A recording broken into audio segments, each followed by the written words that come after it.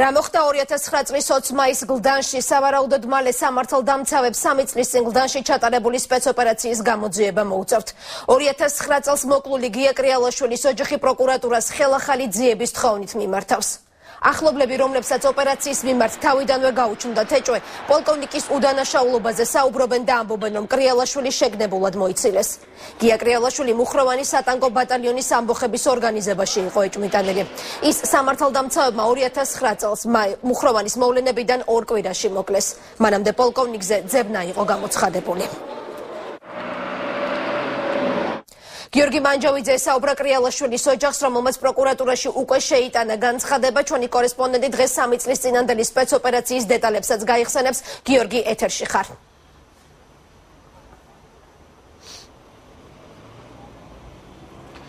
თამთა სწორედ გია კრიალაშვილი იყო ის ერთ-ერთი ის ადამიანი, ვისაც უკვე წინა ხელისუფლება 2009 წლის 5 მაისს მომხდარი მუხროვანის ამბოხების ორგანიზატორობაში ადანაშაულებდნენ. ამ მუხროვანის ამბოხებიდან ზუსტად 14 დღის შემდეგ უკვე გლდანში ჩატარებული სპეცოპერაციის შედეგად მოხდა გია კრიალაშვილის ლიკვიდაცია და ოჯახის წევრებმა სწორედ დღეს პროკურატურაში შეიტანეს განცხადება, მოთხოვნა იმის თაობაზე, რომ სწორედ ამ სპეცოპერაციის გამოძიება დაიწყოს პროკურატურამ. ასევე ოჯახის წევრები აცხადებენ იმასაც, რომ მთელი ამ 3 წლის განმავლობაში ისინი პროკურატურას ამოთხოვნით ვერ მიმართავდნენ იმ უბრალო მიზეზის გამო, რომ მათ უბრალოდ წინა ხელისუფლების შიში ჰქონდათ.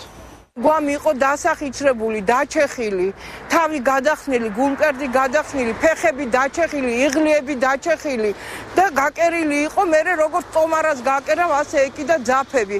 კაცი, რომელიც იყო 120 კილო, მომიყვანეს 40 კილო და როგორ შეიძლება წყვილს გაეხდუნებინა ადამიანი, ერთი ამიხსენით.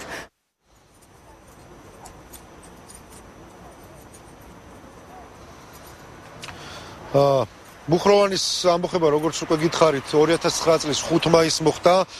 მაშინ ხელისუფლება ამ ამბოხების ორგანიზებაში ბრალსდებდა კობა ოთანაძეს, გია კრიალაშვილსა და ლევან ამირიძეს. ამ სპეცოპერაციის შედეგად გია კრიალაშვილის ლიკვიდაცია მოხდა, ხოლო დანარჩენი 2 საკმაოდ მძიმედ დაიჭრა. ისინი ამ დროისთვის 29 წლიან პატიმრობას იხდიან. რაიმე რეაგირება უკვე პროკურატურიდან, თუ ჯერ არ არის ცნობილი?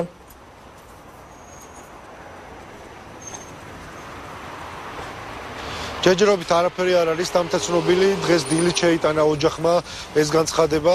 ნახოთ, უახლოეს დღეში გახდება ალბათ ცნობილი პროკურატურის პასუხიც.